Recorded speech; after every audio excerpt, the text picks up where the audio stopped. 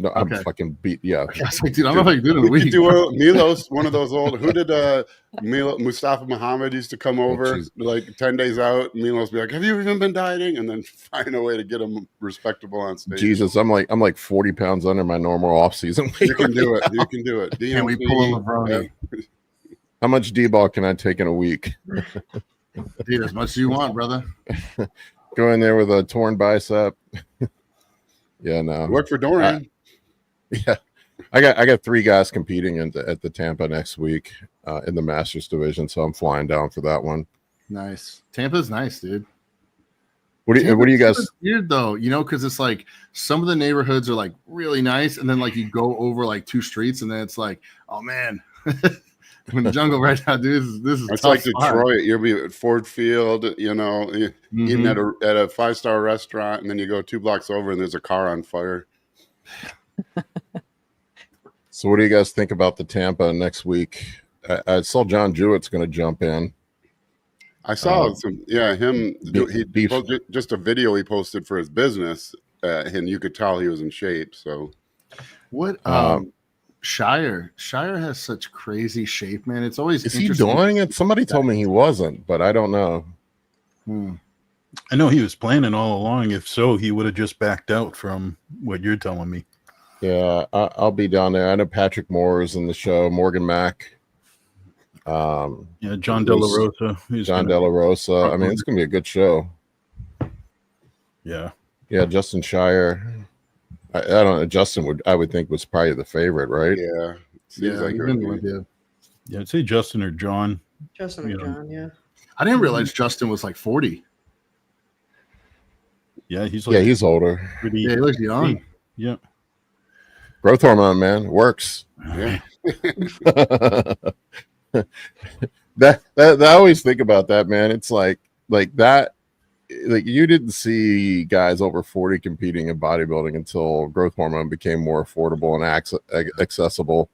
Yeah, that it kind of just shuts off that whole age degenerated loss of physique. Karina and Amy, how many to speak about growth hormone, what's the most you've ever heard of a female running? Most I've heard of a bikini competitor running. Does any female? Yeah, well, Karina's going to have more stats on this than me, but like bikini competitors, I know I've heard someone doing 10, which I was like, I don't know how they do that. Like, yeah. I've heard of women bodybuilders running 10. Yeah, that's what I was going to say. I think there's a huge variance between what division you're in, but yeah, I've heard of female bodybuilders running 10. I think around like 4 to 6 is usually where I see people land. Yeah, I was going to say the same. Man, that's bikini like from what I've heard, they've bumped up because I remember hearing the females were running like 1 to 2 or something, and then it was always 2. That's what I always remember. Yeah. Growth hormone dosing is interesting because it's so arbitrary. Like you look at what the clinical dosings are for when they prescribe it, and it's nothing. Like it's way more than what bodybuilders use. Oh, way more. And we call it we measure it around. We use IUs where it's really milligrams. IU is just a volume measurement. It just depends on the IU differs by how much you dilute it. Technically, I mean we've kind of created this standard where 1 milligram is about 3 IUs, which is that's kind of what we call it. Because then like a 10 IU vial will be like 3 it's like a 3 milligram vial usually. But yeah, it's funny how we name them IUs when they're clinically it's dosed in milligrams. Yeah, it's like Serostim. It comes dosed in 6 milligram vials, and then it's administered nightly. So it's 18 units nightly. That's where that's where our convention comes from, I think, because whatever 6 times 3 is 18.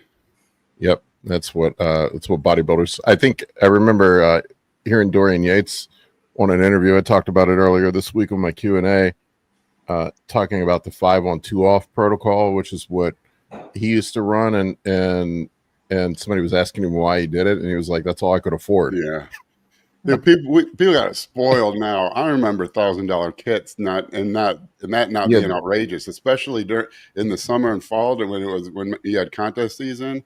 Yeah. $900, $1,000 kit. I remember $750 kits being, if you found a $500 kit, you were doing cartwheels. This is 20 years, like 25. Geez, yeah, 25 years ago. But That's crazy. Here's Justin Shire, man. He's got such a crazy physique. oh yeah.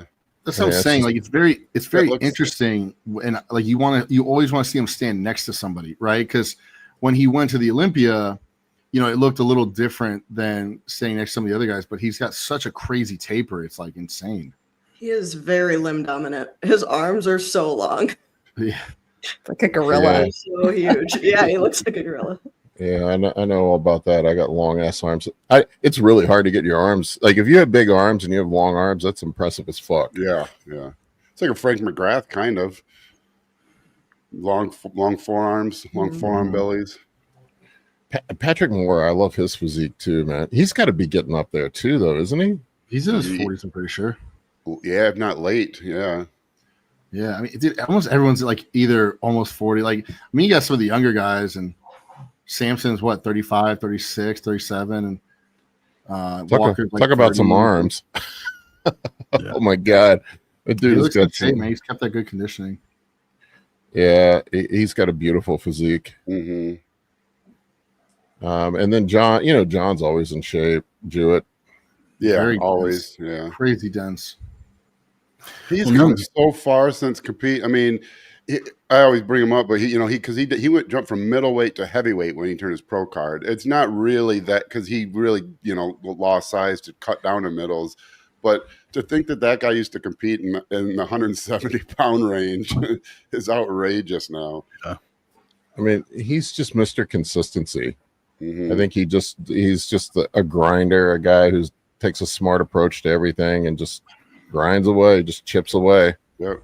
It's like a diamond starts as a lump of coal. Yeah, enough time and enough pressure turns into a diamond. Just got to keep the pressure on. Yeah, wow. Yeah, I mean, he's. His I remember. adductors are Oh, it's insane. crazy. I remember hanging out with him not this past year, but the year before at the Arnold, and I just couldn't stop looking at his hamstrings. I'm like, I have never seen hamstrings that big on a fucking human being in my life. He's got two butts. I'm like, good Lord, man! Like, how does that guy buy pants anywhere? Where the hell is he buying it? He wears Yeah, he shorts. Yeah, he must be wearing shorts and sweatpants. Uh-huh.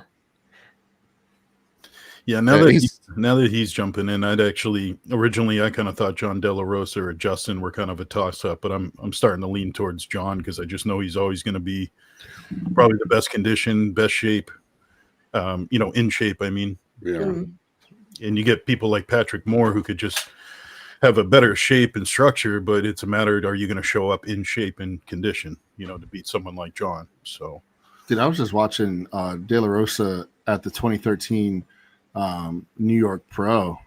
I think it was Big Rami's first show, and he came out and just like destroyed everything. But I'm thinking to myself, like, holy crap, like De La Rosa's he's one of the last, OGs hanging on from that era, man. He's been around for a minute. yeah. Yeah, there he is. Well, probably helped him. He took a little hiatus for a while. Yeah, I hope it paid because he always seemed like he had thick skin. It looked like, I mean, I don't know what he does for peaking, but just by how he looks what I think happens, I think he's kind of got naturally thick skin, really has to work to dry out. And it's just like always a tightrope because he'll lose his quads, the separation of his quads when they flatten out. Because, I mean, you can see how full they are there. But he'll lose that, and they'll just be kind of like really smooth and glossy just from not the depth between the muscles. I don't know but it looks like he's not going to have that problem this time. I mean, even watery there, his skin looks fairly thinned. Yeah, even in the glutes, it's just dry. Yeah, some guys have that really hard time getting. Like, I think about Samson. Like that guy, it's from what I've read, they starve him on contest prep. Yeah. Well, you can see because he's 330 and he's not out of I mean, he's not fat, he's not contest shape, but he's low body fat, just some water, Yeah, but and he goes down quite a bit in weight. Well, I mean, not that much, but quite a bit in weight from there when he's on stage. yeah. De La Rosa is impressive. He looks I'm really a fan of Patrick Moore's physique. He just has a beautiful physique. Yeah, He almost looks like a classic guy, to be honest with you. I always wondered what he does. Anyone know what he weighs? I've never looked, but No, probably too much for classic, I'm guessing. But if it's, I mean, if on the it's like within 230. 10 pounds, that is something he could do. Yeah, How I tall thought is he he? was in. I thought he was in the 230s the last time he Yeah. competed. Yeah, it said, let's see, Patrick Moore is 5'10". His stage weight ranges from 231 to 242. Hmm. So I don't know what 5'10" would be in the IFBB. I think it's like 220. It's in the 220s, I think, because 6 foot. Yeah, I'm trying to Because think. NPC is 209. Yeah, So if you add weight, I mean, it's probably about 220 maybe. yeah, about 10 pounds heavier in the pros. Yeah, it's 10 pounds heavier. Yeah, I mean, if he's only got to lose 10 pounds and he can rehydrate, like, It's risky, but it'd be fun. yeah, he might. I mean, yeah, he's big. I mean, I get it, man. Like sometimes it's just your identity. It's like you feel like a bodybuilder. Yeah, Yeah. Let's see. Oh shit. All right. IFBB Pro rules. Classic is up to 5'10". It's 212. oh man, Yeah, no. yeah. Classic's Yeah, so no. weird because Not happening. the guys that are 6'1" feel like they can be pretty darn big. You know, is that 6'1" is 234. Yeah, see, that's not. I mean, because you can be 245, 250 in shape, and then really cut down to that. 6'2" is 242, which is where I would be. Yeah, I've thought about just switching to classic because 242 would be pretty easy for me. you have. I mean, I think you have a bodybuilder physique, but it's not far from a classic physique. I mean, you have good lines, small waist, flat waist. Yeah, I was like 247, 248 on show day last year, so I could make 242. What did you come in at this year, John? 250, 260? No, I was 240. By the time the next day after, eating and drying out and stuff, I think I was 244 on stage. Yeah, you were about 250 245. before we started drying out. Or you Yeah, look big I was like 250, pretty lean without the water. you look big as fuck on stage. Yeah, I was- honestly, man, It was right like, up I front. think we have a good we have some good shape and stuff. I got to give props to the mama and papa and the big man upstairs for that, because that's something you can't really control, I guess. But I mean, we add another 12 pounds of stage weight. I'm very confident in what we could do. So I'm excited. What kind of feedback did you have? Where? Yeah, look, you're so classic. Look at that classic That's a great physique. chat. Where's your focus, John, going to be to add some size though? If you're going to be trying to. Honestly, man, like we were a little dry. Like in this photo, like we're pretty You were dry. pretty flat at finals. You were flatter than I thought you were at finals once I saw photos. Yeah, I should have had a burger and stuff. Yeah, but there's the side one there is a better indication. The side quarter turn. Yeah, I think the one I posted from the gym that's got the troponin stuff on, that was yesterday or 2 days ago. So I think you're a lot fuller there. Yeah, I had some carbs in me, so I'm 248 here.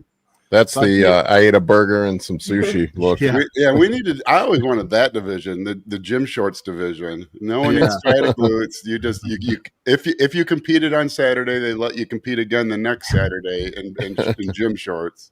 So I think, I mean, honestly, dude, if we can come in close like 258 on stage next year, I'm very confident. There's one before you dried out. You're about 250 in that black and white one. Oh yeah, super artsy. Yeah, that was. I mean, that's that look that looks the best in the hotel. On stage, that would look a little watery, but that was pretty spilled out. Oh, so you weren't at the host hotel? Where'd you stay? We're staying like maybe 5 minutes away. Something called an Even Hotel or something. It was like the alternative host hotel. They said. Yeah.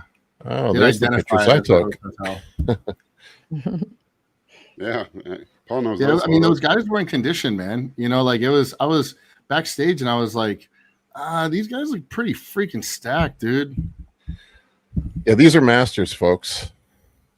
This is what masters looks like. Yeah. Yeah, the which guy was it, man? I think it was the guy who got second. He was telling me he fucked his back up the week week before said he herniated a disc or something, and he was just gutting it out. I kept wondering if he was cramping or something, because he would you could tell like he'd make the wrong move and it'd be miserable for him for a second. Yeah, he was telling me he almost pulled out of the show, but he was just gutting through it. I'm like, man, he won the 40. He was like 43, and he won the 40 super heavy. So he still got a car. He did well. Yeah, man, I can't imagine herniating a disc in your back and gutting through, getting up on stage. It's got to be miserable as fuck, man. I think everyone here has like a story of. I remember when the USA's in 21. This is how I knew it was gonna be a bad show. I was like 3 weeks out, did a crazy leg workout the day before, and I guess I was still a little depleted, dehydrated. Things were, stretched out, and so I went the next day. I was warming up calves, and just on like a basic pin-loaded machine, and I was doing one at a time, pretty light. Then all of a sudden, boom, and the machine like fell, and I was like, "What the hell just happened?" It felt like someone hit the back of my leg with a baseball bat. And I was like, "Oh, that hurts." And so I tried to walk, and I couldn't walk, and I tore my calf. Oh man! I thought it was a Achilles because it was like that loud, and I couldn't walk to my car. So I tried to play it off like so no one was looking or whatever. I went to my car, I sat down, I called my buddy Salby, and I was like, "Dude, I just tore my leg. Like I don't know what the hell. Like I can't even walk." So I got upset. I said, "Screw it," or whatever, and then went back in the gym, finished the workout. But my leg was like a sausage by then. And what happened was it wasn't the top layer. It was like, I guess the soleus, if you guys know better than me. Gastrocnemius and soleus. Gastrocnemia. Yeah, there's one underneath. So I tore a big chunk of muscle off that. And after about 3 weeks, we went to USA's, and I was like, I can walk. Things are fine. My first pose I hit on stage, bam, it pops again. And I was so much pain. And I just wanted to get off stage. I knew my first pose was like, I lost. I suck. This is horrible. I just want to go home. Yeah, folks, you want to see a crazy before and after? That's nutty. You look like Jason, our videographer.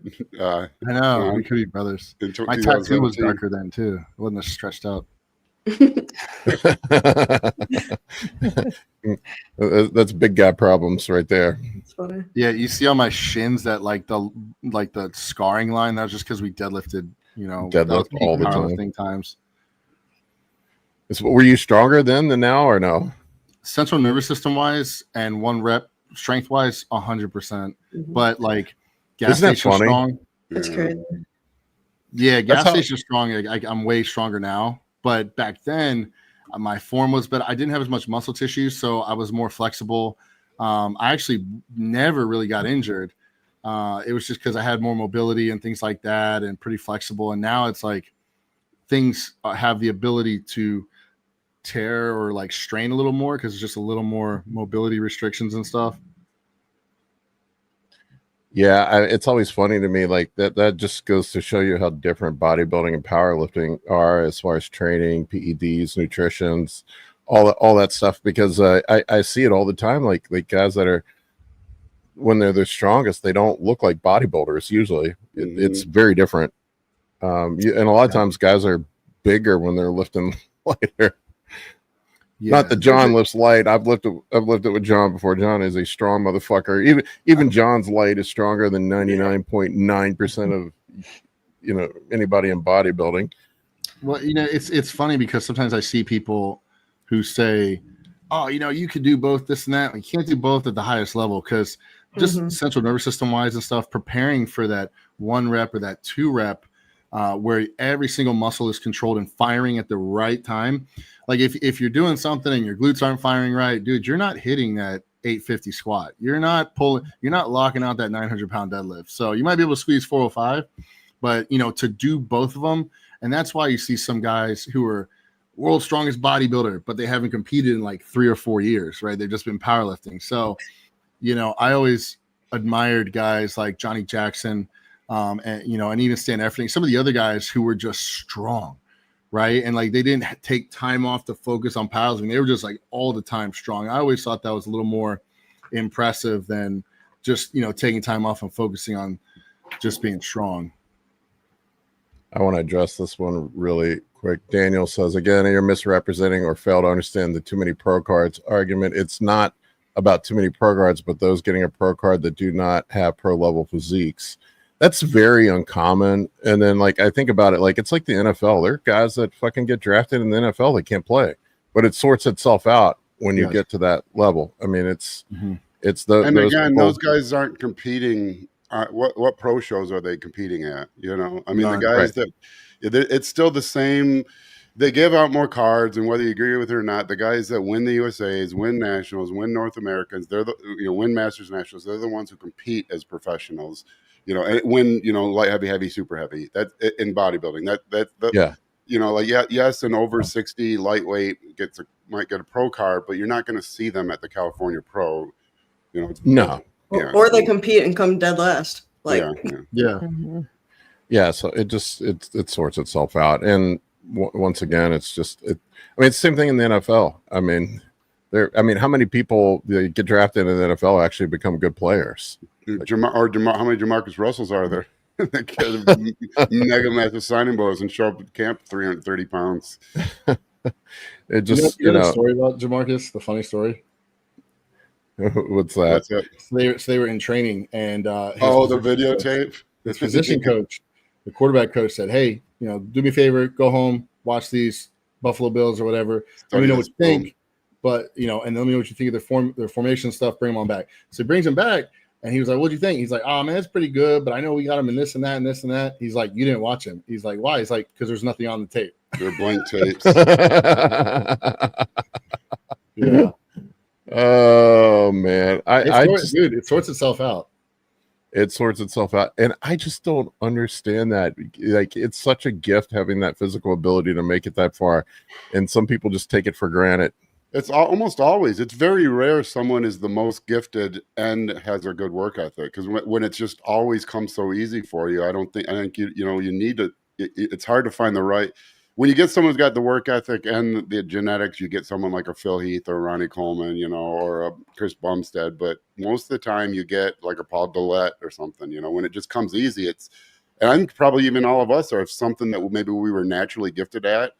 That we maybe. I used to really like to draw, the dumb thing when I was little, and I think I was pretty good. I mean, as a kid.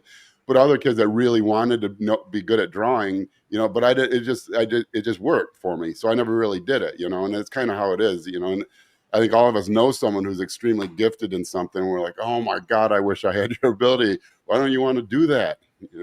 Especially bodybuilding. Most of us probably knew. Is that why you always asked to draw me like one of your French girls when you're in the room? French boys. And he just flips it around. It's just he makes me take off my trunks, and he flips it around. It's just a stick figure. Yeah. Why you spent 3 hours shading your upper lip? Paul, can you pull up Tanya's comment? Not the genetics one, but the pros not getting paid to be pros, because I feel like that's something that people don't really think about or know. But that shit is like so expensive. Like, to do a pro show, like, it's not like people aren't getting paid to like show up. Like, you have to pay for your pro card, like your IFBB. Yeah, I think my pro card was $400 a year just to have it, man.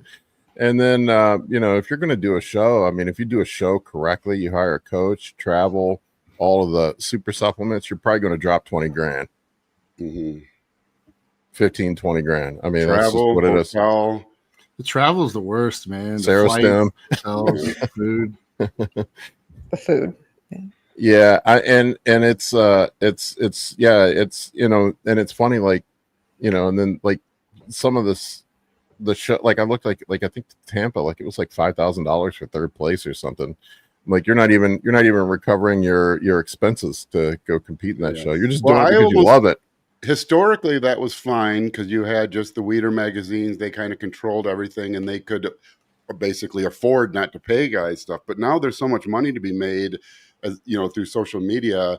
I wonder if I hope we don't reach a point where the competition stop mattering, because already most guys aren't making their money from competing, and they never really did, but they would make their money indirectly as a Weider athlete, which required them to compete. I just hope we don't like lowball our competitors out of doing shows, and then kind of the sport fades to some weird, like, I don't know, kind of like a piercing thing section of Instagram where there's a whole subworld of it, but there's no official, sanctioned events. like if they really want to get the best people out there, they should be at least covering costs to get you there. Yeah. Well, what do they do as a pro, Paul and Amy and stuff? Like they pay for your show, right? Like, so you only have to pay them back if you don't show up. But like, I guess that's their way of, being like, hey, you're a pro. Now you don't have to pay the $200 entry fee type thing. Yeah, there's no entry fee. There's no entry fee, but great. Yeah. Yeah, you still have to pay for your tan, your hair, your makeup, your suit, everything You else. got to buy your own jersey, your posing suit. Yeah, 60 people it's still 60 people qualify for there aren't 60 people in the Open at the Olympia. There just aren't. You got to be specific on what division. Yeah, there were 15 or 16 and also how many people are on the sidelines of the Super Bowl? Yeah, a lot. Yeah, think about that. Like the practice squad guy that's never going to sniff a Super Bowl ring. Yeah. But yeah, I mean, even 60 out of 8 billion is still, you're still finding the best of the best. I mean, it's not like it's not get too crazy to get watered down. I mean, even if it is 60, it's this 60 out of 8 billion is a pretty rare error. I mean, and if they have an issue, look, they've fixed some of that issue, because I know at the Olympia they'll have sort of the prejudging, and then they get rid of them like immediately. Like you don't even get to do anything at night or anything. Like you're gone. They'll be like, hey, so and so, you guys come back, everyone else can leave. So by the time we're like really watching it, they only show like the top 20 or something like anyway. So those guys are weeded out after prejudging. They're gone. I don't even see them. Nope. When you go to finals at night, you pay the big money ticket. They're not on stage. Nope, it's the top guys. That's it. It's the same dudes that still win. We were talking about the talent thing. It is. That's watering down. Once in a while, you get a guy that has all the talent and the work ethic, and then you just get generational, like Michael Jordan. Michael Jordan would be a guy that had the drive and the talent. Kobe Bryant in basketball. I'm a basketball guy. I mean, bodybuilding. Jay Cutler would be a guy who had the drive and talent. I think a lot of people too look at like all the new pro cards and compare them immediately to the top 10 guys. Like they're seeing all these pro cards and they're immediately going, that's not Nick Walker, that's not Derek, that's not a pro physique. That's just kind of that's what happens with social media. You're seeing the cream of the crop and you're seeing what's put in front of you the best, and it's that's the elite of the pro physique. That's Justin, you went to national shows back in the day, man. Like I went to, I remember, was it North Americans? Yeah, I think it was North Americans in 2001 or 2002. I went to early on. There were like 50 people in the show. Yeah. They went quick. Yeah, and we really, because there's over 1,000. The only photos we look back on from 25 years ago are the best photo. I mean, there were millions of photos taken. We still share about 4 of them, the 4 best. Flex Wheeler, Sean Ray. Like that one of Flex Wheeler where he looks insane. Jay Cutler's quad stop. Ronnie Coleman's 5 best photos ever taken of him on stage. That's what we're looking at. That's the other thing you forget. But yeah, I mean, I went my first Olympia 2003. I've been going to like nationals and USA since 2004. 2004 is a good example. Mark Dugdale won the overall as a light heavyweight, and that, Chris Cook won supers that year, and he did not have a single glute line.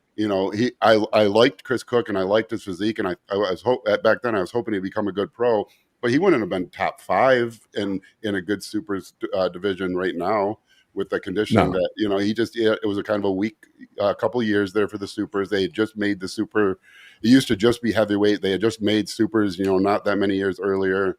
So it's just because we look back on the 1% of greatest photos ever taken of that, and then compare it with, whatever crappy photo we can find of a guy mid-transition today. And that's what people use. Compare these. Look at this perfect photo of Flex Wheeler. That guy's a pro. And then this guy who's not quite into his pose that I found on page 4 of NPC News Online gets to compete at that level now. Yeah. And that's not how you get a pro card. They don't take a picture of Jay Cutler and say, do you stack up to this? That's the other thing that's surprising. Every time it kind of reinforces into my brain how different it is in person from photos. Usually you can still tell from photos, but you always see it from a different perspective when you watch them in person. Oh, absolutely. And even if you take a huge category like bikini, where there's going to be nearly 60 competitors at the Olympia, meaning every single woman on that stage won a show to get there, won a pro show to get there. I would take your average person and put the woman who comes in first, who wins, and the person who came in dead last, and ask them to tell me the differences between them. Like, without a trained eye, these people are all at the peak of their physique for the most part. I mean, yes, people come in off occasionally, and that does happen, but That's in the world. yeah, like the differences between these athletes is so small. Like, they are all at the top of the field. I mean, so if there's one pro that is not as great as the rest, they're all still far above what a normal physique is. They're round. Yeah, that was Ronnie when he was an amateur. Yeah, I think he was still eating Denny's, prepping for shows. Yeah. 22, 23-inch arms. Yeah, some people are just born into it, but yeah. Oh my God, yeah. Hit a little Nope. pose like this. You can't pose. Watch them. Yeah, it's crazy seeing him back in the day. Man, crazy. Yeah, that's crazy. That's crazy. That's when he won his pro card. That's when he won his pro card. Yeah. Look at that. Take a screenshot of that and post it and put it online and be like, "Can you believe this guy turned pro?" He's not big enough yet. He's only 230. Soft. He's soft. Soft. Glutes aren't in. No separation in his quads. Yeah. Yeah, at the end of the day, who cares? If your goal is you want to work hard and you want to get a pro card and you never want to do anything again, cool. Like, that's awesome. If you want to use it to build your business, cool. That's awesome. If you want to use it to compete and try to go to the highest level, that's cool too. I don't know why people get so concerned about what other people are doing with their lives. Like, if it hurts the overalls, then just go get a pro card. Like, if it but you can't get one, okay, well then maybe that's why you're upset. Like, don't worry about what other people are doing with their life, man. It all buffs out, and the top people will be the top people. It's not a big deal. Yeah. There's the overalls. That's crazy. Well, think of how many times too there's been the opposite, that there's been guys that should have gone pro many of times. Like John, you're a great example of one of them, that you've been on a stage where one guy's getting a card, but maybe 3 or 4 of you deserve it. Didn't Nick Walker take a couple cracks? Nick Walker took third I think it was third. Yeah, when I thought he should have won the overall. Dominic Trivellini, same thing, was second or third. When I was sure he had the overall. Yeah, Nick, I think Martin took a couple cracks too. Yeah. So it's interesting. All right, we want to grab some questions. I'm sure I angered all the bodybuilding world talking about the pro. They get all upset when I talk about it. How dare you? We don't have any questions this week. We just have a couple. We answered one. Someone asked John how much he thought he was going to put on size-wise. We talked about that one. So let's get this one from Gamboni Law. Right. Any thoughts on the allegations pertaining to LeBron and gear? Do you think it could become a Lance Armstrong situation when he's done playing? The truth will come out. I mean, they're not juicing like bodybuilders, but every athlete at that level is using whatever they can to stay on the court. Yes. It's different. It's because we wear it on our bodies. We wear the PEDs with 22-inch arms, but any athlete's taking anything they can for recovery. I mean, I played in a crappy little college football team, and we had a bucket, a 55-gallon drum full of sample packets of Tramadol, to get you through anyone who's played college sports has got a cortisone injection and played in a game when they any doctor would have been like, this is not a good idea.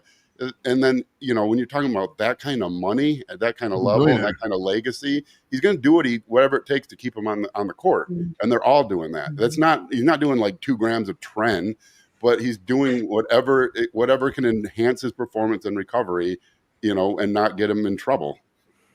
I can tell you from, I don't know, I gotta be careful what I say, but I have worked with some professional athletes, and they're all using stuff. Yeah. It's usually TRT or TRT plus some growth hormone. And it's basically just to keep them in the hormones recovery they're at when they turn professional. They're not looking to be bodybuilders, but if they're 38 and they're trying to hang on in the league, they're going to put their hormone levels, growth hormone, testosterone, where it was when they turned pro, when they left college. If they can. I mean, you don't want to be. Believe me, I played basketball when I was younger, and I remember trying D-ball and playing basketball, and I got calf pumps so bad I couldn't even fucking run up and down the court. On the court. Yeah. So they're not doing that. And then you know how you huff and puff with Tren. You're not going to be taking Tren and doing anything where you're have any sort of endurance involved. So, but yeah, I hopefully we can get to a point where people can just accept that it's part of the sports and just don't give a fuck about it. I think we're walking a very tight rope on that. I think with the HRT anti-aging clinics, I think that's either we're on like a razor's edge, and either we're going to stay on that razor's edge and it's going to become to that level, or it's going to go off the razor's edge where TRT clinics are prescribing very non-hormone replacement doses and levels too loosely, and then that whole thing gets shut down again like it did in the early 90s when they cracked down. But if it somehow by some miracle gets managed right in 20 years, as everyone kind of grew up seeing the HRT clinic stuff on their social media and stuff, it'll become kind of more accepted. I mean, I don't know, like if any females perimenopausal, they're probably seeing a lot of hormone clinic stuff pop up on their social media. Any male that's over 40 is going to be seeing it, and so as more and more people see it and aren't like it gets put in their brain in a less demonized way, But if those same clinics are a little too loose with everything, I can see the DEA coming down on it and ruining it for everybody. But hopefully we walk the line well enough. Yeah, and I don't think most of those guys they're just trying to enhance recovery, being able to stay on the field. And I would make the argument that TRT and some growth hormone and healing peptides is way healthier for loading guys up on fucking painkillers and NSAIDs and. You ever watch Graham Bensington? He does interviews, and he always interviews old athletes.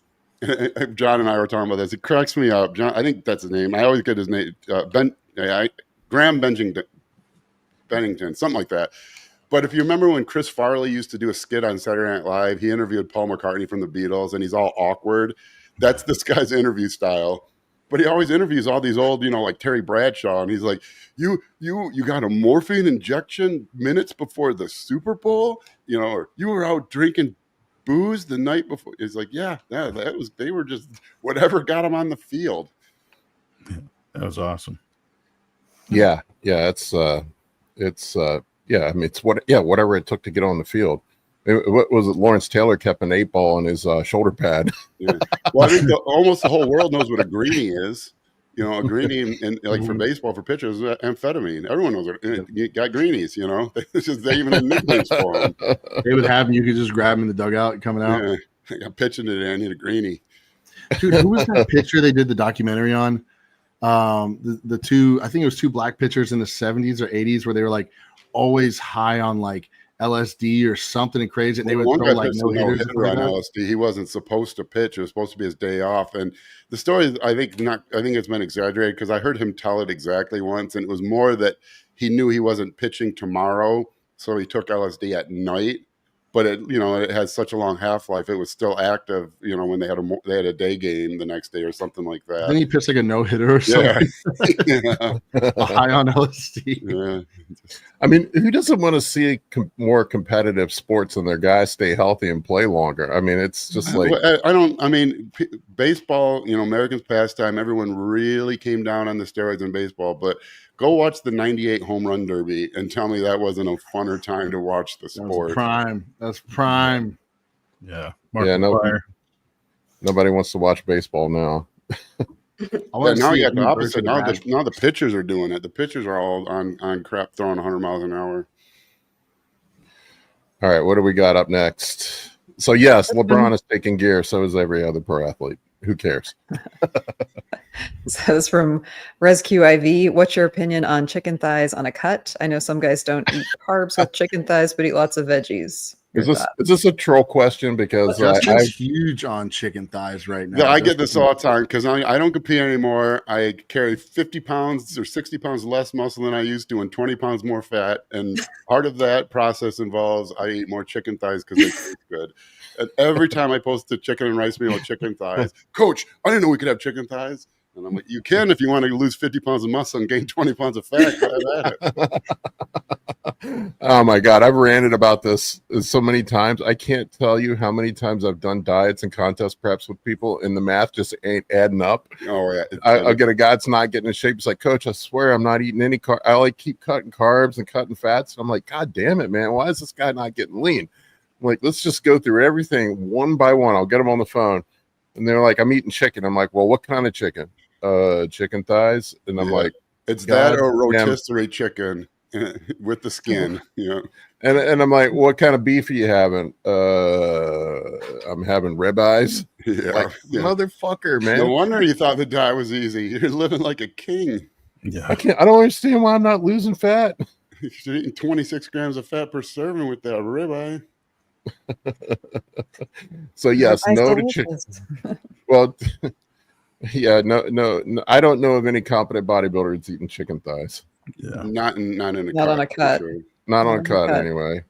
And if you like, you know, your LDL not being 200, it's probably not the smartest thing when you're blasting a bunch of gear either. Yeah. There's that aspect of it too. No, chicken thighs are your reward for retiring and dropping a TRT. That's the reward at the end of it all. Justin, are you in my plan, man, where you lose weight and get fatter? Yeah. I've been slowly getting worse. Worse by the week. I'm going to start better by the day, worse by the day. I'm going to start a whole series. Yeah, I'm down to 240 and gain, 6% body fat, 7% body fat, whatever it is. That's what I realized how down I am. I was in John's wedding a couple months ago, and my suit coat was smaller than my tux was for prom, high school prom. Oh, I'm smaller than I was a senior in high school right now. Well, you're still You're still a big person. Yeah, well, yeah. I mean, I'm just big not framed, small but, structure. I mean, you can see it like with guys that used to be big. Like I saw Palumbo walking around at the at Masters Nationals, and you could see like it it's still there. Like if he went back and ate some food and went on gear, it would fill back out pretty quick. Yeah. They all have the same walk. You know that old Bigfoot footage from like the 60s where the Bigfoot's walking? That's how every ex-bodybuilder walks. It's like Bigfoot. Is that the one where you wreck your spine and your hips? Your arms are half bent and you look miserable. Yep. From squatting and deadlifting? That one? Yeah. Oh, yeah. Yeah. No, retired bodybuilder. Amy, let's get the question about Justin's troponin IQ. yeah, it's a two-parter from Suck Smoothie. Hey, Justin, how does troponin IQ compare to Chat GPT 4.0? I've been using it to track my progress, comparison pictures week to week, and I'll forget some stuff, but it'll be satisfied with it. If I ask it to give me some dieting principles based on your reload mass diet framework, it'll also get pretty close. Not perfect, but AI probably won't be perfect for another 5 to 10 years. Well, oh my God, people are going to think I paid this guy. I didn't, but that is the perfect question to ask, because that's where I think AI is going to shine early on. Until AI becomes what it eventually can be, it's too general. ChatGPT is great. It knows everything. And so you ask it a question, it's going to analyze basically, it's going to answer. It's going to take basically the summation of the most probable answer of the internet. And that's what it's going to give you. The problem with that is that most of the internet's stupid, so it's learning to weigh the smart internet versus the dumb internet, but it's not there yet. Where with troponin IQ, it bypasses that because it's me. It's my knowledge. It's everything I've ever written, ever said, ever. I've saved everything I ever wrote. I had 700,000 files, aside from 1,200 hours of video footage, 11,000 answers and questions. I've been doing this for so long, and I saved everything. I have hard drives everywhere. So when you ask troponin IQ, it answers as me, not as the most probable answer of the internet. And so the analogy I've kind of been trying to use is like if you do programming and you're writing a script in Python, you can ask ChatGPT to write a Python script to analyze whatever data you need, and it'll give you an answer, and it'll probably work. But if you could ask the lead Python engineer at Google instead, and so that's where I think AI is going to work early on, is it's not good enough to be that general yet. But for a person, it is me. It answers like it's getting shocking to where it's like because we can add voice to it, and so I can answer as me. The server cost is too high, so we're not implementing that yet. I don't know if we'll ever be able to, but I can have that. I have a God mode version, so I can talk to myself and I answer as myself, and it's just like it answers exactly as me. And so I think, and so that's the benefit. When you ask it for a diet, it's answering as me, not as the most probable answer of the internet, which is going to be a mix of good diet information, bad diet information, wrong diet information, right diet information. Where you ask Troponin IQ, maybe it's still wrong, but it's my answer. And so, like if you would ever want to work with me as a coach, but you don't want to pay the price, it's a way to work with me for a tiny fraction of the cost, like 1/15 of the cost. Karina, you had thoughts? I see your brain working. Yeah, I mean, in my day job, I do a lot of work, kind of behind the scenes with like GPT and stuff. And the more I learn about GPT, the more skeptical I am of just like non-customized or like non-fine-tuned models. And so I would say that like as a pretty blanket statement, like a fine-tuned model, a custom GPT is it's gonna be, by definition, better than just plugging stuff into the GPT that everyone's using. Yeah, and I think I would eventually like to get other coaches involved, and we can make it basically like a refined version where you can ask this expert or ask it to answer as all the experts combined. But I mean, you can already do it. You can ask Troponin IQ to write a peak week protocol for a bodybuilding contest, and it'll give you one, very similar. I mean, it knows all your information, and then as it goes, it learns more your weight, your body fat. And each prompt, it learns better, and you can fill out your profile to any detail you want. And the more detail, the better it'll know. But it'll write a full contest prep.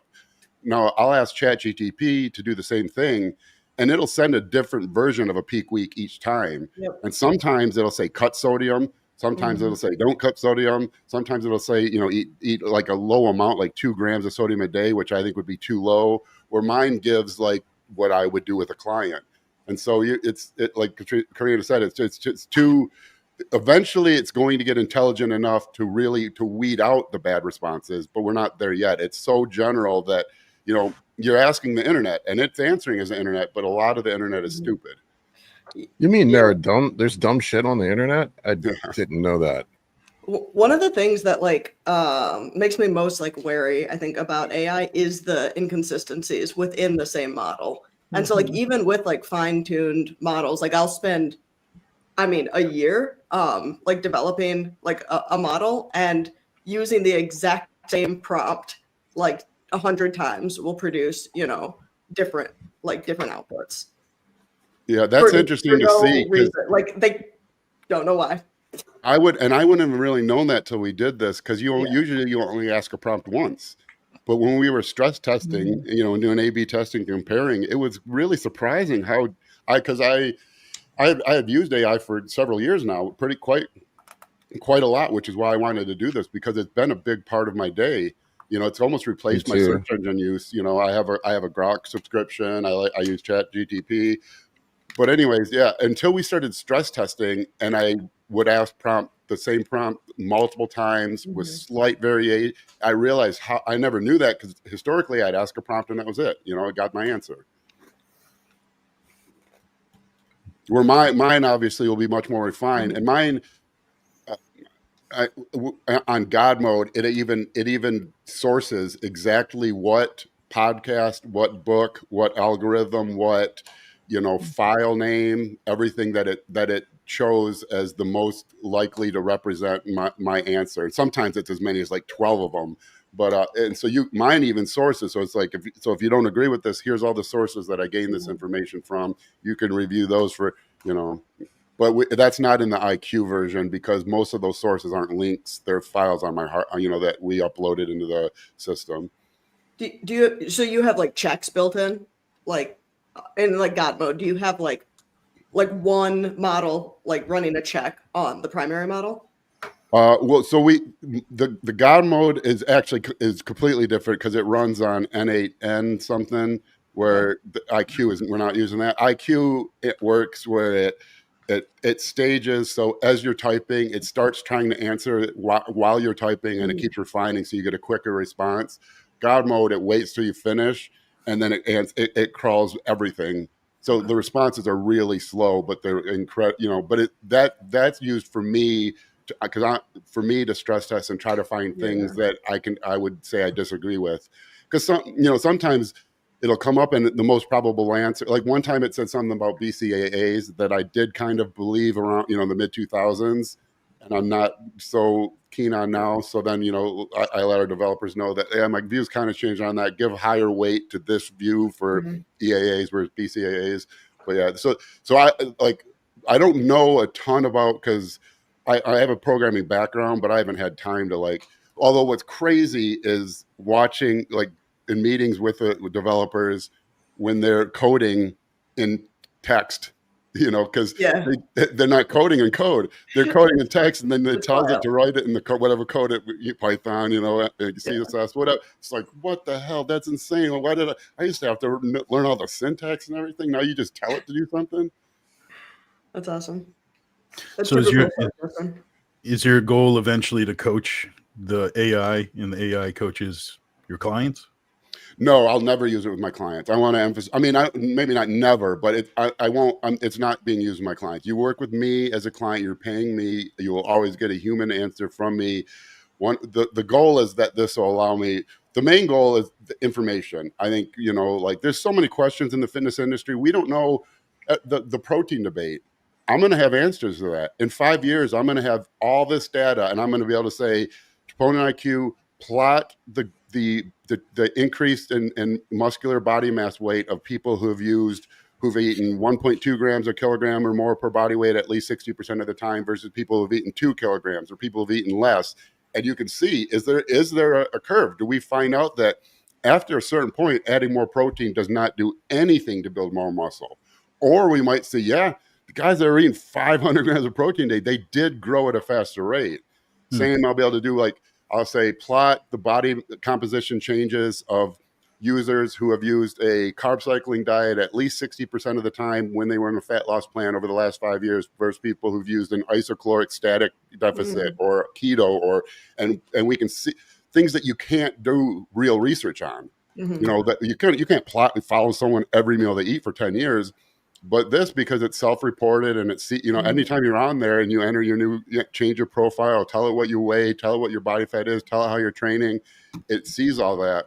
And we're two things we're working on now. We're training it on visual representation. So you can upload an image of your physique, and we're a ways from this, but it'll already do it because the other systems the backbone of that already exists. I just want to make sure it gives the correct answers before we implement it.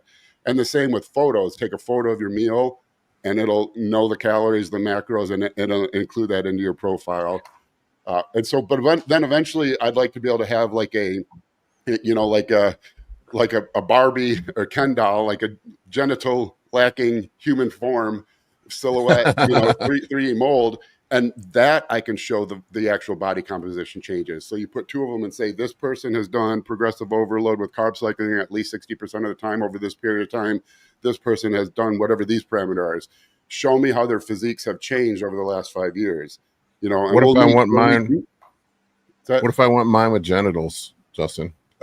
Maybe that's down the road. That's not a priority right now. But we've added in a thing that will link you to several high quality porn sites if you really need to see genitals. So we're good there. But yeah, and so but we need users. We need more people on. But it's still so soon. We just launched a couple days ago. So there's a lot of work to do. But I would like to eventually get experts, PED expert, a endurance expert, a whatever. And so you can ask it and actually, rather than ask ChatGPT and hope you get a good response, you can say, well, this person is the expert I follow. I can't afford them as a coach, but I can ask them questions now. That's crazy. That's awesome. Yeah. All right. What do we got up next? Next one we've got from Onathus. Did anyone try CJC 1295? Never have. I have. I used to like it. With or without DAC, whisker do's, whisker don'ts. with it. Now, is that the one you have to? Most people are stacking with in ipamorelin or whatnot. Yeah, probably. And it was always with or without DAC. It really kind of like had a heyday maybe around 10 years ago. I don't see it much anymore. I always felt like it did more than like the other growth hormone secretagogues, but I never felt like any of them did much.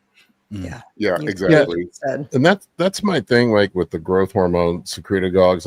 Like I've thought about it. Like you look at the studies, like I don't remember the exact numbers, but like on ipamorelin, I think I saw something like it was like a 30 to 40% increase in your natural growth hormone production. But if you're 50 years old and your body's making a half a unit a day, what are you making now? Right. 0.6 units. Yeah. Yeah. So like, and then that stuff is like really now with how much generic GH has come down, it's like it's probably cheaper just to run fucking GH than run all the secretagogues. And if you go by like effectiveness versus effectiveness, it's incredibly cheaper to run. It's way GH. cheaper. Yeah. Yeah, I mean, I messed around with the secretagogues before I finally gave up, and because I was on TRT and all the TRT clinics love prescribing that shit. And before I went and just went straight GH, and I'll never go back. Yeah. Just save your money and buy some GH. That's the answer. Yep, that seems to be the consensus. All right. So from Jacoby Dials, anyone have any experience with injectable NAD plus and what it's good for? I've used it. I don't know. It's another one of those things I put in the column. Like I don't know how much difference it makes. I kind of there's sometimes look, I love messing around with stuff. It's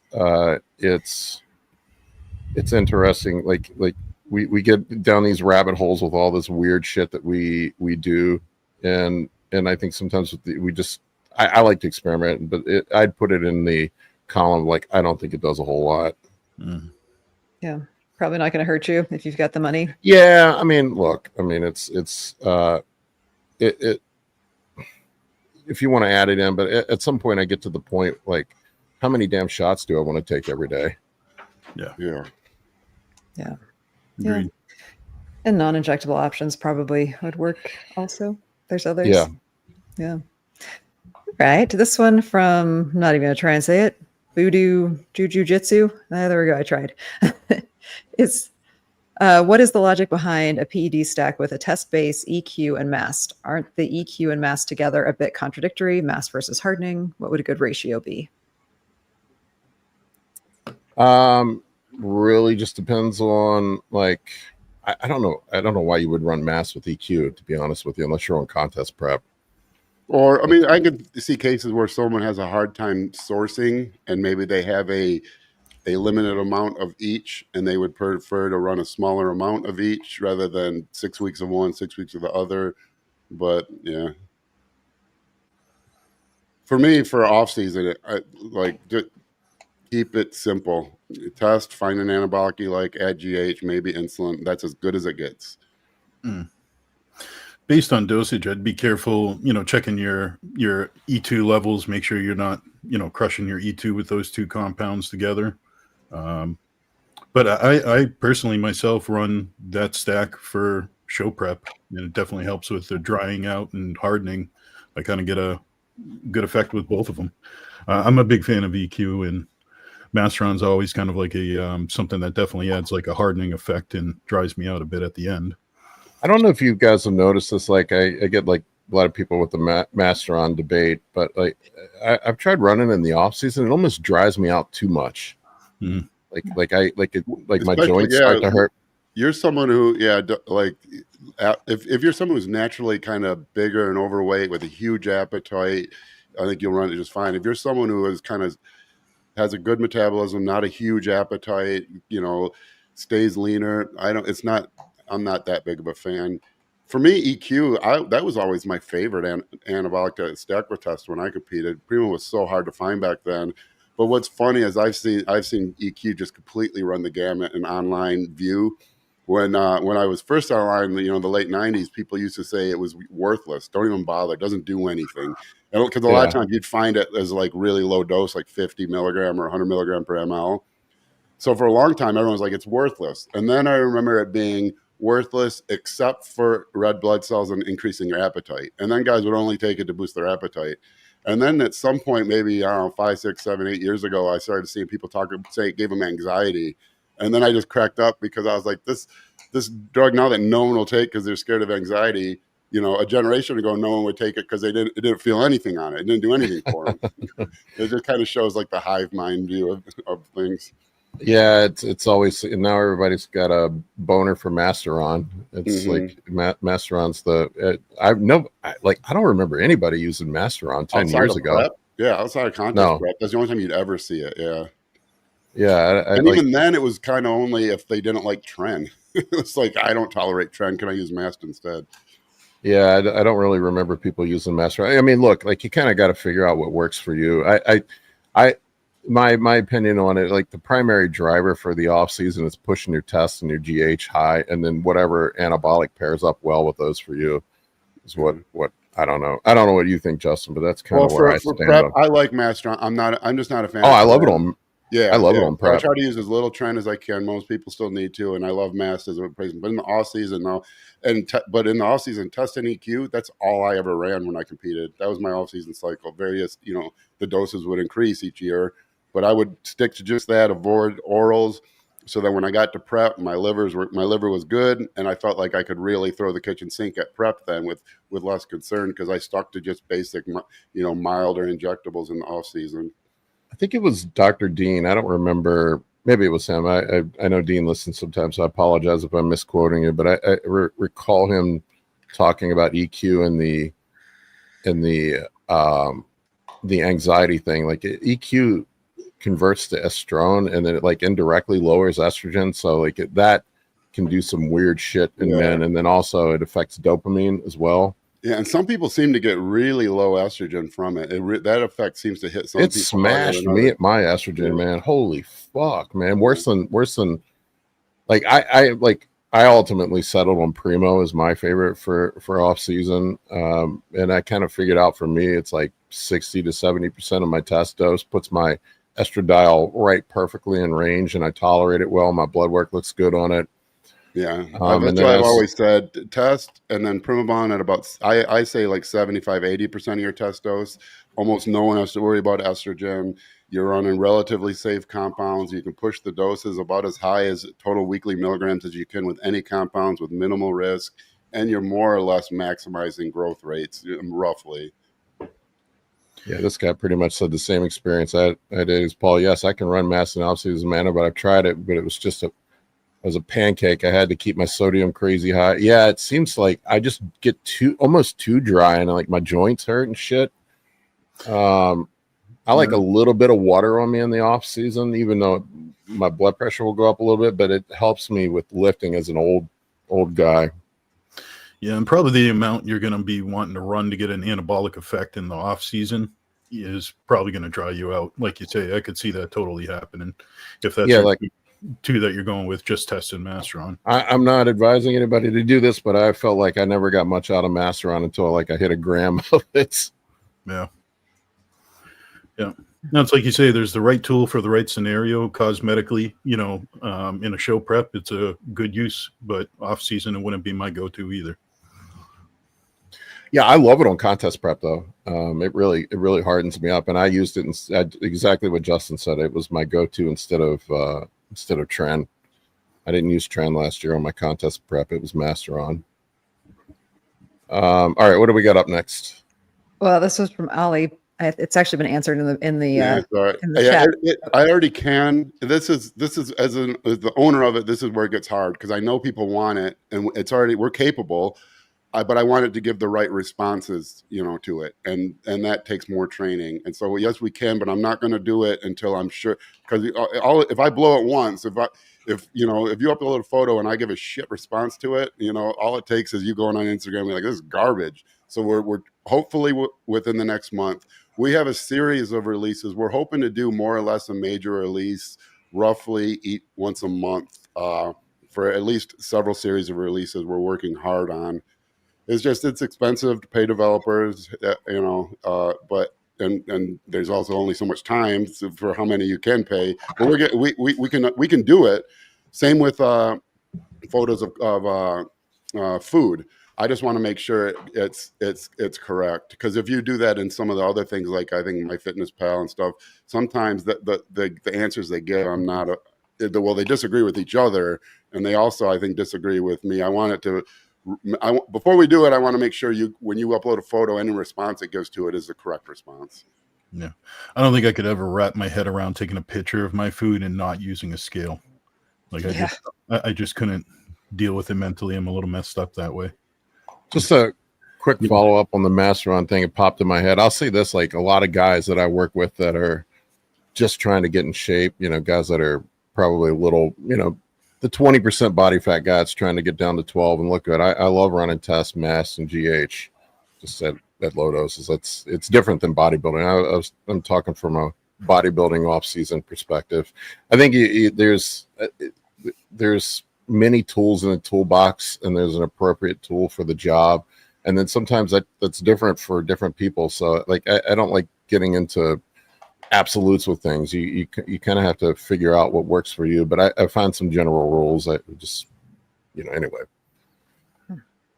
people get very emotional about Masteron. Yeah, well, the most important thing, and I always tell everyone, like, if you work with a coach, they're going to tell you what their experience is, and it's probably correct, and it's definitely correct for in pretty much all but really rare edge cases. You may be an edge case. It's unlikely, but you may be. So I always encourage people, if you're curious about something, get it out of your system, because the worst thing you can do is just keep wondering, and then you're never putting 100% into what you're doing because you're wondering if something else is better.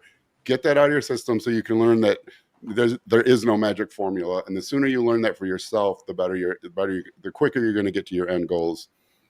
An example would be, I kind of have shit on D-ball in the past. It's a joke. I've run a lot of D-ball over the years, but a lot of guys, when they run D-ball, they just get bloated, grow gyno, and have a bunch of acne. But there are some dudes, the guys that seem to be low estrogen converters, the guys that are the skinny dudes, that D-ball is like the best fucking thing ever, man. Yeah, they blow up. Yeah, if it doesn't kill your appetite, you don't turn into a bloated mess, you don't get lower back bumps, and you don't know those things.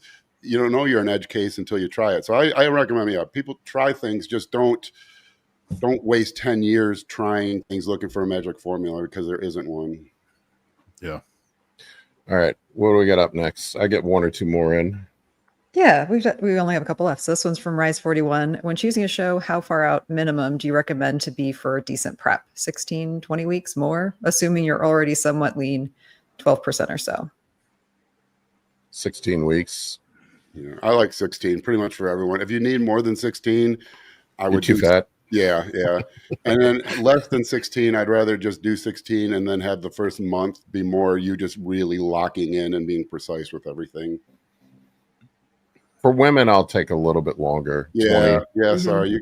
Women have it hard. Yeah, women, I'll do 20 sometimes, but that's not fair. Yeah, 16 is a pretty good sweet spot, especially if you have the ability before you enter prep to kind of clean things up also, like, and hold your weight a little bit, not going from like pushing your weight up right into a prep and diving down. Mm-hmm. That's kind of nice. Yeah, I'd say 16 is where I start most people. You could always do 8 weeks if you want. Yeah, or you can do John, and you can plan a 16-week prep and a family vacation, and then when you get several weeks into it, have your client say, hey, when you're on vacation, I'm going to do a show that weekend. And it's in 8 weeks. It worked out. That's my coach. I'd already planned on it. I knew it was coming before he did. I remember after the Arnold talking to John, and he said he was done for the year, and I'm like, okay, we'll see. I do it to Justin once a year. I'll be like, hey, man, what are you up to? And he'll be like, oh my God. He's like, let me guess, you want to compete next week? Well, I was like, there's one in about 9.5 weeks we could do. Where are you at? Oh, I'm at the Cheesecake Factory. Right? I think I specifically said to you, what about the Masters Nationals? And you're like, I'm getting married. I got things going on this year. Busy year. That's true. That's true. I hit him up 9.5 weeks out. I was like, hey, dude, what do you think about this? I'd say it was a good decision. Yeah. When it works, it works. All right. What do we got left? Well, this is an interesting one from SM. Do you think Primo can almost saturate your aromatase where at a certain point, no matter how much test you use, E2 doesn't go up? I mean, I have seen some guys completely smash their estrogen on Primo Ball, and for some people it doesn't work. If you're a guy that is a low estrogen converter, it probably is not a good choice. I'll say that. It's hard to predict until you actually get on it, but I would say the majority of people I work with, especially dudes that tend to be fatties, which are most of the guys that come to us, are high estrogen converters. I very rarely see people that have low estradiol issues. It's Steve said, somebody said Primo. Team Primo, Team Primo is in the house. I've seen I it don't with know. EQ, but not Primo. Yeah, EQ. Well, I've seen it with both, but EQ is weird because some people just seem like they just get their EQ bottoms out on it. Oh, mine was smashed, man. I was down in the single digits. Yeah. And I wasn't running that much. That's another thing Troponin IQ could answer. What percentage of the population? Love the plug. All right, got a couple more if you guys are up for it. They're two quick, easy ones. There's a good GLP question too. That one just came in. We can ask that one from Hercules. Where do you guys think GLPs will be in 2 to 3 years? With so much money in that market, I think it's going to get better and better. Yeah, it seems like all the companies now are trying to package in some sort of anti-catabolic with them. Yeah, Either I'll be IGF. curious because typically the most obvious chemical is the most obvious for a reason, because it's the one that's going to have the most clear effect. And so they usually, maybe not the first iteration, but within the first few, it doesn't seem, if you look back over any drug class, it's always like the first ones that come out are good, but not perfect, and kind of the next level are about as good as it gets, and then they just keep trying to come out with variations forever that never really quite do better.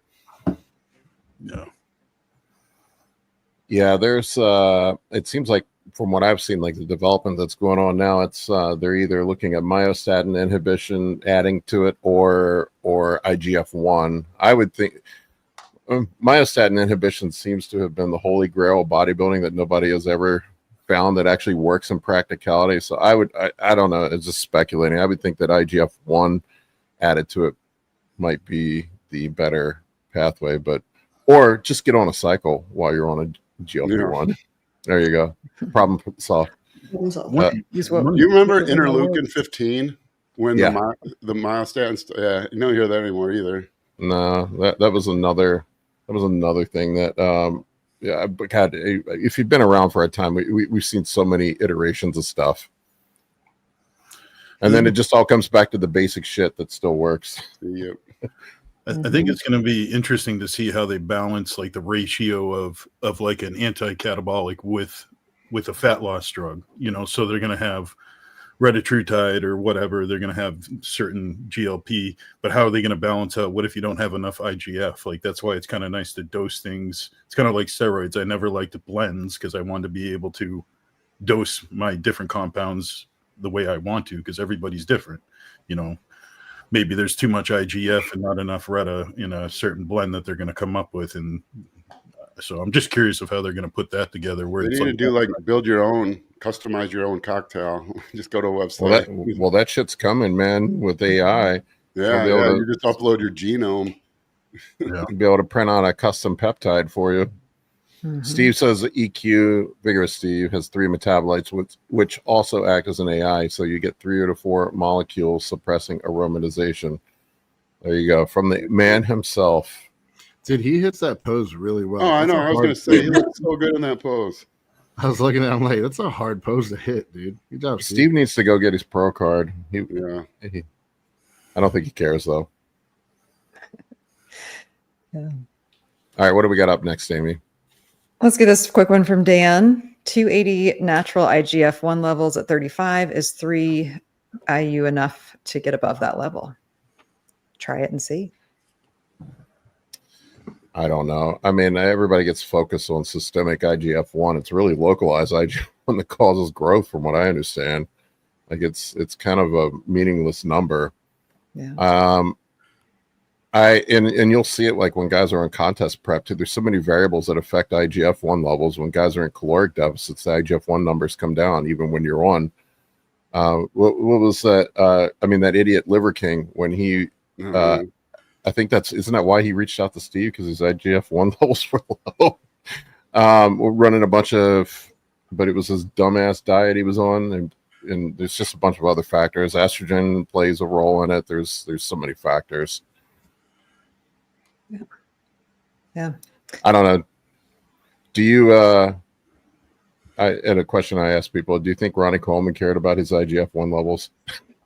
Man, what's that? No, I don't know. I would, what I've seen with, all kidding aside, what I've seen with GH, anything up to IGF-1 won't be high when you have NAFLD. Just saying, that is true. Get lean first, then worry about it. What I have seen, GH with GH up to 5 units is essentially just kind of a replacement dose. And once you get north of that is when you get into the super physiological effects. Fake GH still shows up. Yeah, there are other things that can raise IGF-1. All right, what do we got next? Well, let's do this one. Anyone notice any gym performance improvements with Semax? Never messed with it. Don't know I anything tried about it. a couple times. Someone sent a sample, and it's a nootropic, right? Yeah, it sat, and I tried. It was like nasal spray. It sat in my cupboard for like a year. I tried it once or twice, and then it felt like nothing. Like I was just spraying saline. But then Skylar, our videographer, had some, and I didn't know what the dose was because it was just given to me as a sample to try. And he had some, and he told me like the different amount. And I had only been doing like 1 squirt. He had me do like 4. And yeah, I felt like a little pick me up, but it did not. It was like 30 minutes. It was like nowhere close to ATP. Nowhere close to ATP. But it was like, oh yeah, wow, yeah, I do notice something. But by the time we got downstairs and in the Uber, I was back to base. It just felt really fast and really mild. It didn't feel like. I didn't feel that nootropic like clarity. I didn't feel it almost felt like kind of anxious, like my like vasoconstricted. My fingers felt a little cold for a minute, but minimal, not enough for me to want to try more. I mean, if someone wants to send samples, I'll give it a shot, but it's not. I didn't think it was that great. Just take amphetamines. Yeah, ATP, close as you can get. Another unusual compound question. Oh, go ahead. Sorry, Paul. I was gonna say I haven't tried the ATP yet. Go ahead. Oh. That's a good one for Dave. Yeah. DSIP, deep sleep inducing peptide. My source has it and I'm really interested. Chronic insomniac without THC. I have insomnia. I've tried it. It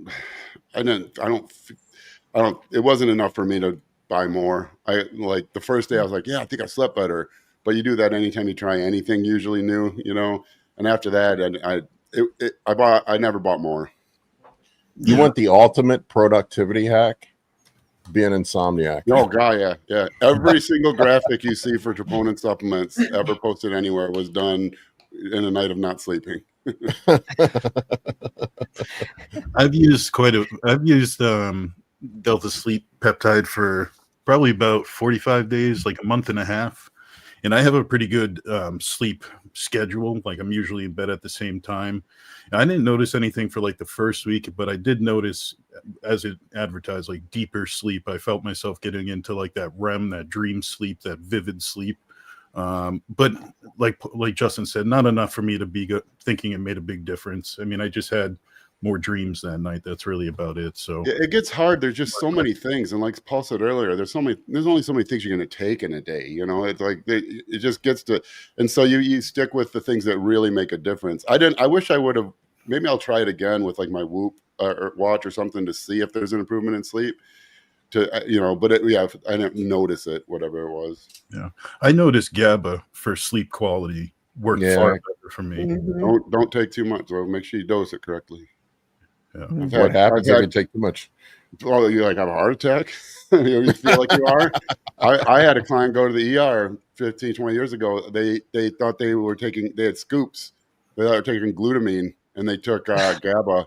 And I think they called me or email. I don't remember. Somehow I found out, and they're like, my heart rate's like 180. I'm like, call the goddamn ambulance. Don't call me. Why are they Like, I calling took the you? wrong thing. I'm like, you just took 50 grams of GABA. You need someone there. Yeah, he was fine. He was fine. I don't know what they gave him. Probably something to bring his blood pressure down. But I love that with bros. They'll have a health crisis and they reach out to you first. What do you, coach? Coach, I think I might be having a heart attack. What should I do? Yeah. I'm glad you called because I know the exact answer. Call the fucking doctor. Yeah. Should I stop taking Tren? like bro, Are fucking you call 911. injection? Because even if you are, pull it out. Yes, you're having a heart attack. Good Lord.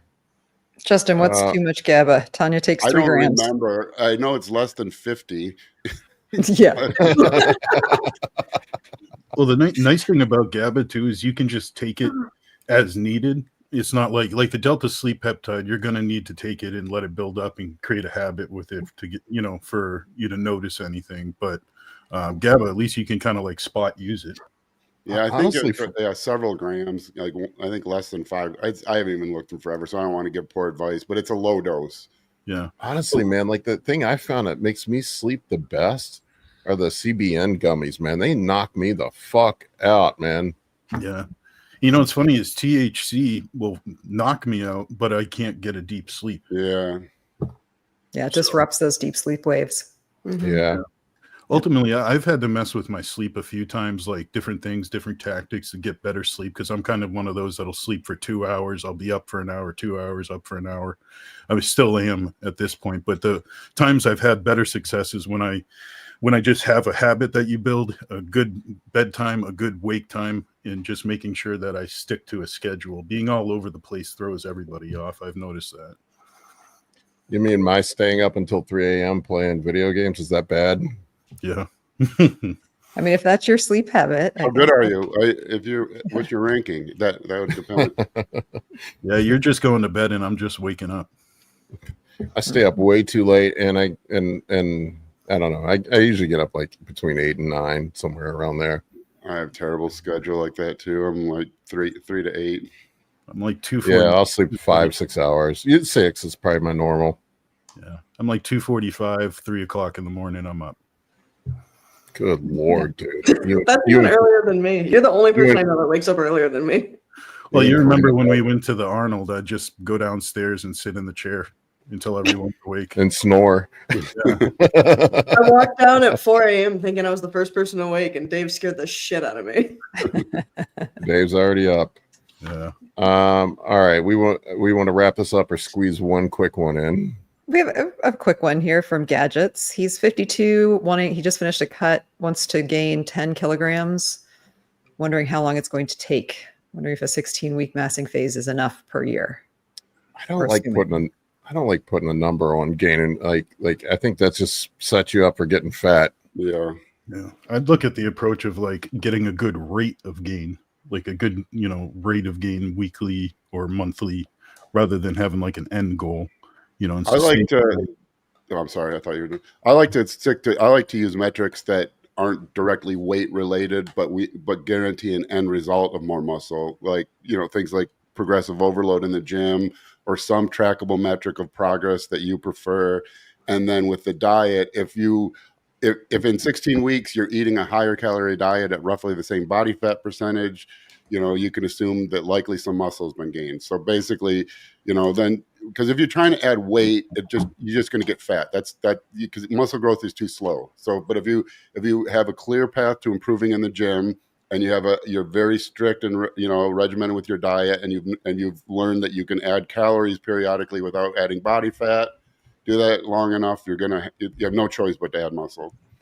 I'm sure you've noticed this too, Justin. I had my guy yesterday, Nick, that was doing a warm-up show before North Americans, and he's like pretty much been the same weight on stage the last 3 years, but his physique is completely transformed. He was so much fucking denser and harder and just completely different look. Yeah, I call that like the second bodybuilding. Like eventually you reach a point where you're not like your look just completely changes despite not adding weight.